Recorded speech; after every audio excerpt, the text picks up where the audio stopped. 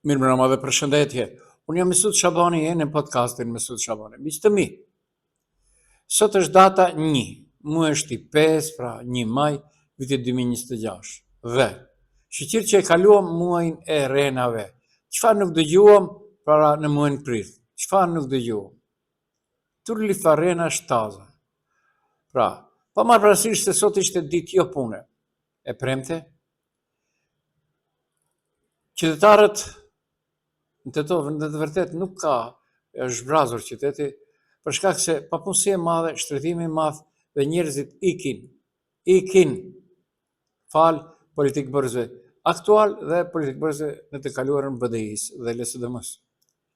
Bile, ajo që bie më interesant është 10.000 veta, tha Mickoski sot në orë, janë liruar nga enti për punë sociale, pra 10.000, jo se ky i ka punësuar. 15.000 thot janë të punësuar, 10.000 është liruar numri. Çfarë nuk do të dëgjosh? Kur e dim se ku jetojmë në një shtet i cili ka emrin Maqedonia e Veriut. Dhe ku? Ma pesë pare nuk kapen nuk skuqen. Kryeministri Mickoski dhe zëvendës kryeministri i parë nga radhët e vëmërët e përnes dhe ministri i transportit ishin në Ohër sot. Dhe atje përruan një garazh shumë kaç. Mirë. Kryetari i komunës thamë biti 100 vende, okay. Dhe ishte nga ajo që quhet burime financiare të ndihmuara nga qeveria. Prioritet tha kemi edhe Ohrin. Ndalesh dhe mendosh shumë nga e djatha në të majtë. A thua, mos dhe shpërngullin shkupin si kryeqytet në Ohër, në manastir. Se prap foli Nikoloski, ministri i transportit dhe zëvendës kryeministri i parë, për trasen nga Trebenishti nëpërmes rrugës dhe tha, do ishte mirë që të hapet një tunel e pastaj u alëm gjeneratave të tjera të ardhshme që të lidhen me manastirin. Pra një tunel duhet dhe aty pas ka qenë krejt dhëmbi i prishur i kësaj qeverie, pra. Më mirë do e bëjmë një tunel të hapim dhe me parate korridorit 8 do e lidhim korridorin 8 nëpërmes manastirit, jo nëpërmes Kërçovës, Strugës, Tetovës, Gëstivarit e kështu me radhë. Dhe asgjë e jashtëzakonshme. Por, miq të mi, do pyes diçka. Është një këngë që këndojnë do miq të mi. A e keni parë ju Mihanen? Minatori. Unë do pyes diçka. A e keni parë ju Bilal Kasamin? 2 ditë nuk bëhet i gjallë. Nuk bëhet i gjallë. A dini pse? Sepse kur kruhesh, pastaj dregza del gjakron. E tash, qëndro Bilal, mbase VMRO tash të ka vërtet në preher. Gjykata kushtetuese e Republikës së Maqedonisë vendosi diçka shumë në mënyrë interesante. Rrësoi planin urbanistik të komunës së Tetovës, të cilën ai e kaloi. Dhe vendimi i gjykatës kushtetuese për të rrëzuar aktin e kontestuar të urbanizimit në komunën e Tetovës nuk është thjesht një epizod juridik, është një goditje direkte ndaj mënyrës së qeverisjes lokale. Në një moment kur qytetarët presin transparencë dhe llogaridhënie, mungesa e një deklarate nga kryetari i komunës Bilal Kasami ngre më shumë pyetje se sa jep përgjigje. Kur një vendim i gjykatës kushtetuese është përfundimtar dhe detyrues, çdo përpjekje për të heshtër apo relativizuar situatën është politikisht e papranueshme. Në vend që të dalë para qytetarëve dhe sqarojë se si u mor një vendim i tillë urbanistik që bie ndesh për kushtetutën, Kasami zgjedh heshtjen, një strategji që shpesh përdoret për të shpangur përgjegjësinë. Ju dini se u mbahemi mençur dhe vazhdoi. Urbanizimi nuk është fushë eksperimentale për vendime të improvisuara apo vizatime me sy. Ai prek drejt për drejt jetën e qytetarëve, pronën, mjedisin dhe zhvillimin në afat të qytetit. Nëse një vendim bie në gjykatën kushtetuese, atëherë kemi të bëjmë ose me inkompetencë serioze institucionale, ose me ndërhyrje të qëllimshme gjatë kornizave ligjore. Mungesa e reagimit nga ana e Kasamit mund të interpretohet në disa mënyra, si pranimi i heshtur i gabimit, si përpjekje për të kaluar krizën pa zhurmë, apo si në nënversim i inteligjencës së qytetarëve.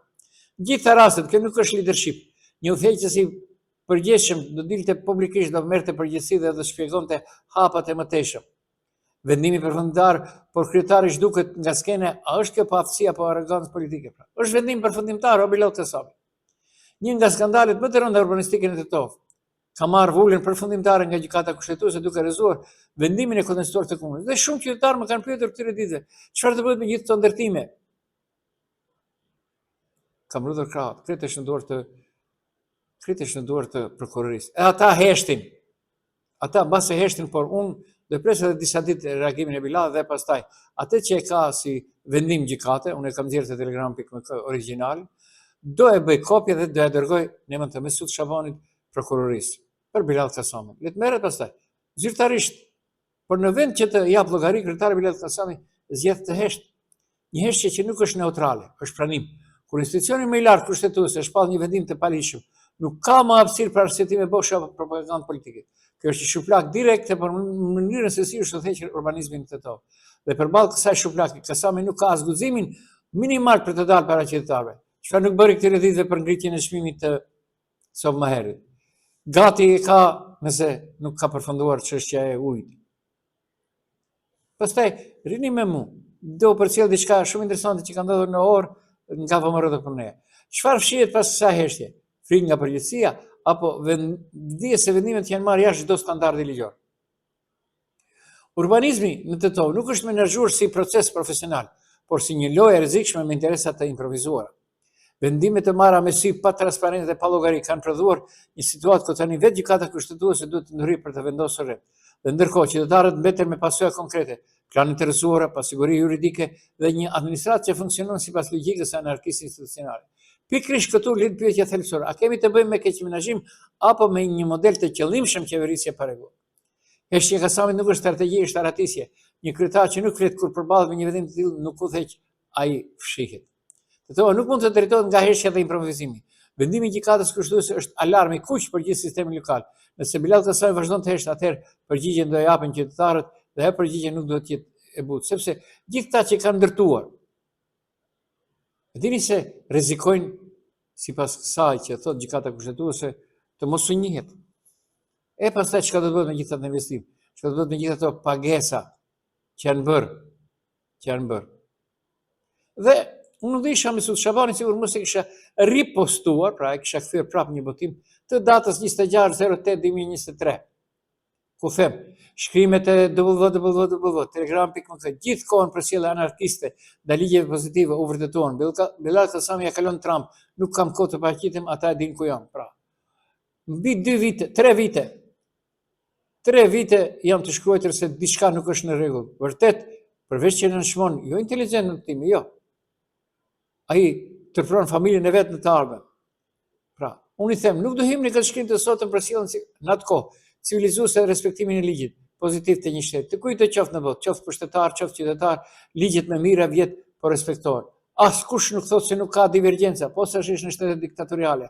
Diktatorët përzullojnë ligjet e kushtetuara në veprim, ndërsa ligjet e kushtetuara mbeten në mosveprim. www.telegram.me non-stop e thekson se Biladh Kasami, i shtyr nga grupacioni që e mbështet oligarkët, luan rolin e anarkistit.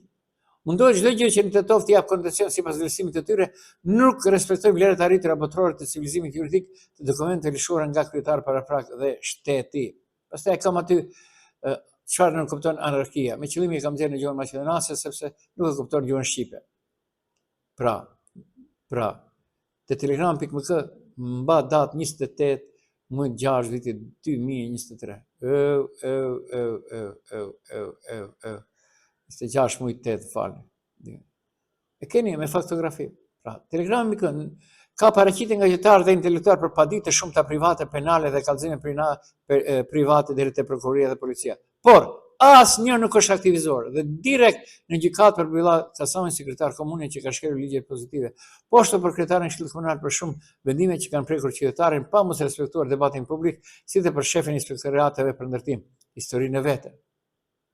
Shkon dhe bën drejtor në Kodrën e Diellit. Telegram.me nuk do hyjë në këtë shkrim në brendinë e vajtjes ardhjes të Alvin Kurtit të Tove dhe Shkup. Commission anti-plumb, okay, kjo është kredi diçka tjetër. Pra, kredi diçka tjetër. Anarki totale derisa është Biladh Kasami, kryetari i komunës së Tove. Kush e mbat të mençur dhe si e lëvizin është çështje e tij dhe problemi i tij. Biladh çfarë sigare pish për helbete, si dihet. Dhe tash do ndalem pak te Ohri. Ide nga Ohri për Biladh Kasami dhe aleatët e tij Miftinia të Tovës. Unë s'kam pa kështu, janë lidhër si llastiku me brekët. Pra, në orë, janë rritër kostat e parkimit, harxhimet e parkimit, 30%. Çfarë vret Bilal? Tarifat e varezave me një shifër të pabesueshme për 50%. Çfarë pritni ju me ftiniet e tovës? Dhe Bilal, shërbimet komunale me një tjetër 30%. Nuk më besoni, ja dëgjoni se çfarë thonë në ohër. Çfarë nuk thonë në ohër? Çfarë të bëjnë të shkretët? Edhe ata kanë ngeje lurë.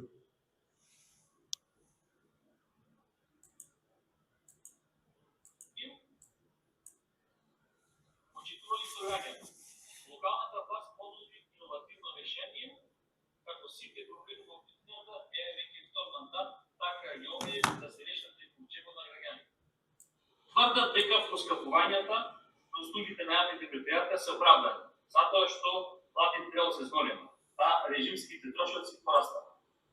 И ние се согласуваме, да, платите на патниците мора да растат, тоа не е спорно, но прашање е кој навистина треба да ја понесе таа обврска. Дали тоа треба да биде општината која управува со јавните предпријатија или повторно граѓаните преку нови и нови поскапувања. Како и секогаш до сега владеачката ДПМН се одлучи за втората најлесна опција за нив. Нека плаќаат граѓаните. Поскапа комуналните услуги повторно 30%. Гробарината за неверојатни 50%, додека паркингот поскапува за 30%. Po pra, Bilal, shumë thjesht, kur atje e bëjmë, pse më së bësh edhe ti? Pse më së bësh edhe ti? Ti na e bëre? Okej, nuk është okej, por unë vazhdoj me te. Pra, nuk i shkruhet mirë të tovës. Nuk i shkruhet mirë të tovës. Dhe, miqtë mi, diçka edhe më keqe po ndodh në Maqedoni. Diçka edhe më keqe. Sepse, dëgjoni, tash unë të mbahet i mençur. Vërtet të mbahem i mençur. Për arsye se VMRO DPMN dëshiron që të jetë gjatë në pushtet. Pas kubit të zi për monitorimin dhe fabrikimin e afereve, Toshkovski ka prezantuar Pegasus, një program spionazhi. Nuk e them unë, e thot LSDM-ja. Për çfarë bëhet fjalë? Ministri Pançe Toshkovski ka deklaruar publikisht se policia posedon software që lejon qasjen e kamerat dhe mikrofonat në telefonin gjithë qytetarët e Maqedonisë. Ky sistem quhet Pegasus. Ta bani me shëndet, ta zom. Ju i shkroni të dashur, jam në kafene, ta zom, kot e kot. Policia e ka se je në kafenen kot e kot. Apo, ka dhe i dashur të pres në ora 7. Policia e di. Pra, sa që e trusni tastaturën, ata e kanë tekstin atje. Pra, Pegasus është spion i zhvilluar nga kompania izraelite NS Group. Sekondat mund të instalohen nga distanca pa klikuar në telefon për të aksesuar të gjitha mesazhet, vendodhjen, fotot, kamerën, mikrofonin, kontaktet dhe aplikacionet. Përdoret për mbikëqyrje sekrete dhe totale. Mu veç më kanë bërë me dije se jam, ju inshallah nuk jeni. Unë e di pse, por bit gjitha pak më vonë diçka tjetër. NS Group u ashet qeverive me pretekstin e luftës kundër terrorizmit dhe krimit, por abuzohet masivisht kundër gazetarëve, aktivistëve, opozitës dhe kritikëve të autoriteteve në gjithë botën. Pas blek, Mossad privat për regjistrim sekret, monitorim dhe fabrikim aferash, Miskovski dhe VMRO shkojnë një hap më te. Ata po fusin spion shtetëror kundër qytetarëve të tyre. Miku i madh i Miskovskit nga Simotra partijake, partia SNS Aleksandar Vučić dhe regjimit i blen Pegasus dhe mjetet të ngjashme izraelite, pra që kanë përcjellë dhe Amnesty International, Washington Post dhe Guardian Access Now, Share Fondacion dhe kështu me radhë shkruajnë gjithësisht për këtë. Në Serbi, Pegasus u përdor kundër gazetarëve, aktivistëve dhe kritikëve të qeverive. Miskovski tani po bën atë që duke kopjuar atë model autoritar.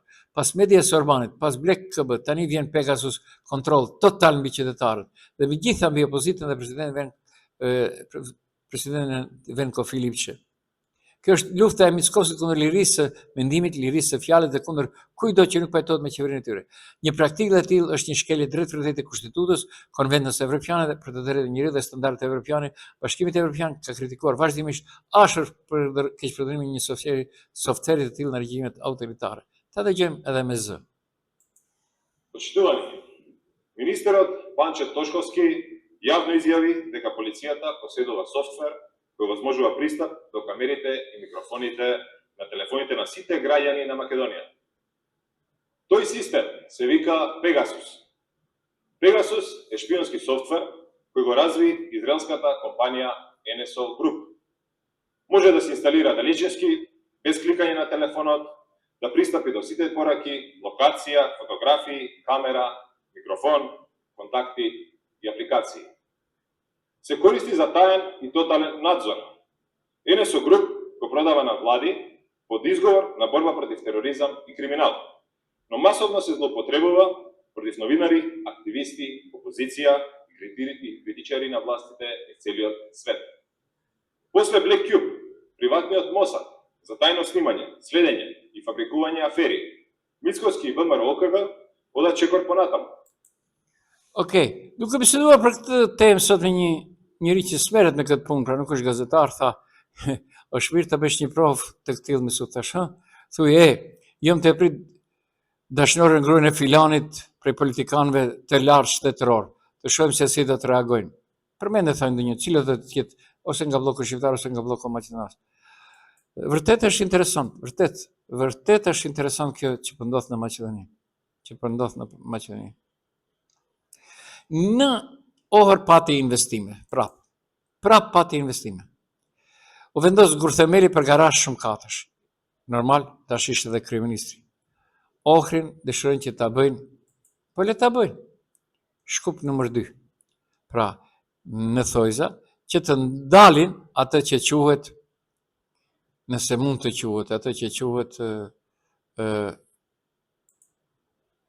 pjesë e dytë e kryeqytetit të dytë, sepse dy kryeqytete duhen të mbajnë, të mos shkëngulën krejt për në Shkup, se mbeten bosh. Okej. Mbi 15.000 të punësuar më shumë dhe 10.000 më pak të papunë për një vit. Bravo, Mickovski, sot e tha. Dhe ka dalur ai tipi, patrioti, që kur i duhet bëhet patriot, kur i duhet është më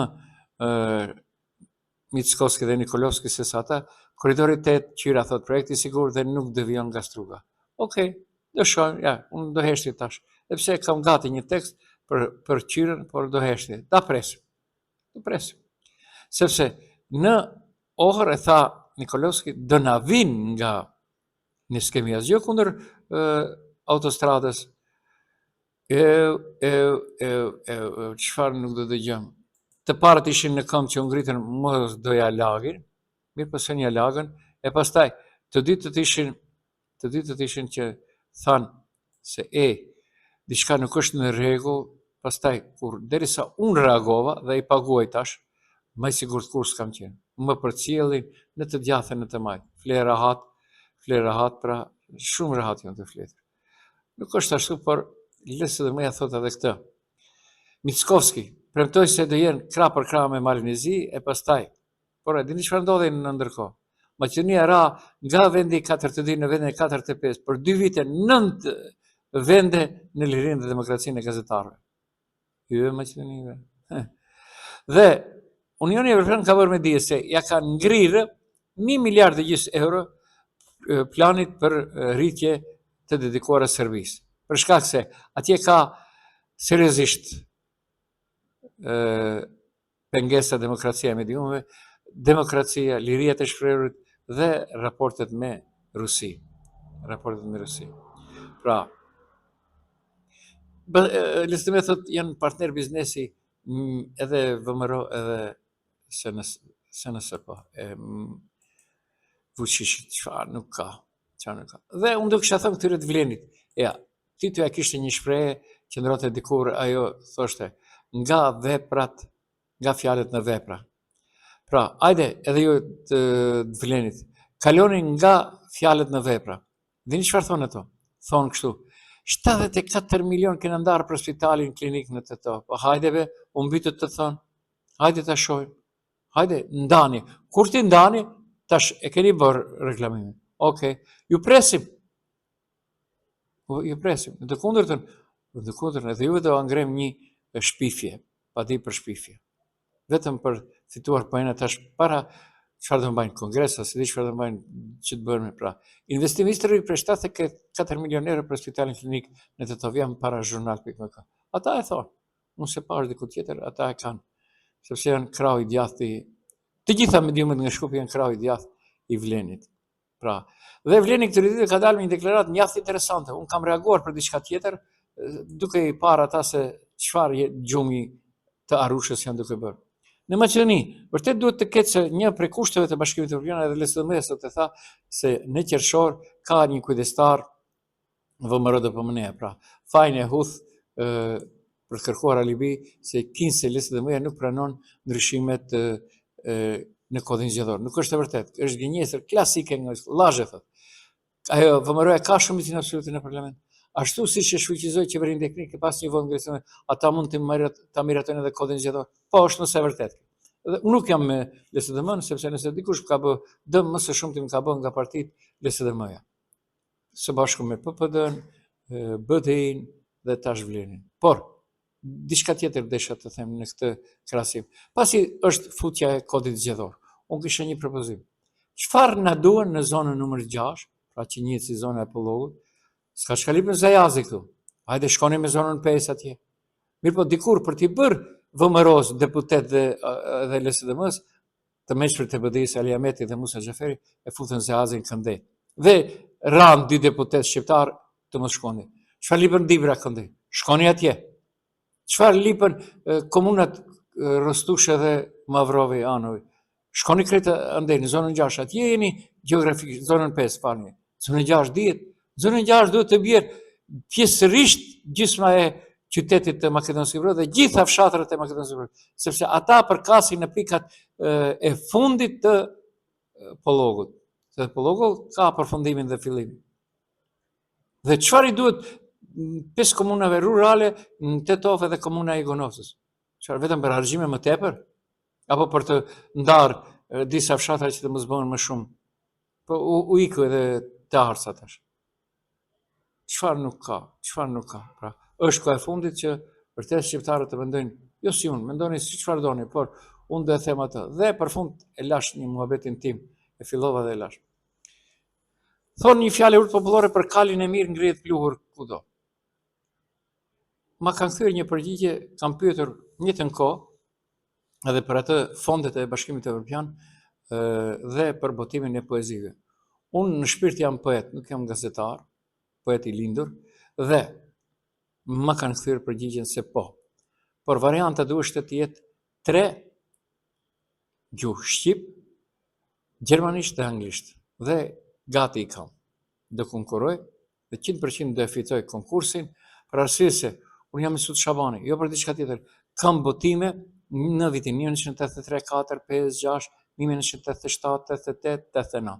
Mos flasim shumë kësht që i shifnin për televizor dhe mbahen poet dhe poetesha. Ciao. Për fund të raktu edhe njerë, nëse shifni Biladin, thoneve let dale. Nuk mund të ikë. Unë dhe presë edhe pak dhe gjithat material që e ka, do e kopje dhe dërgoj në prokurori, do e regjistroj si lëndë dhe pastaj ata duhet japin një përgjigje. Ngren apo nuk ngren, sepse ja, prokuroria po hesht. Okej, hajde tash po e lëm se është festa të 1 majit. Shohim se si do kaloj. Pra, një ditë më përpara të varët do shpëtojnë. E bëri Tetovën Srpska Palanka. Dhe a dini pse? Sepse Mickovski e ka kurzuar për diçka. Unë e di dhe e dini edhe ju. Në qendër kërkohet që të vihet një kishë e vogël. Nga VMRO-DPMNE-ja kërkohet që të vihet një kishë e vogël. Pra, çdo kund, a nuk e vun? Pse nuk ka kërkon inspektoriati i Bilal Kasamit në komunën e Vecës ku e vunet përmendoren për ato Branitella?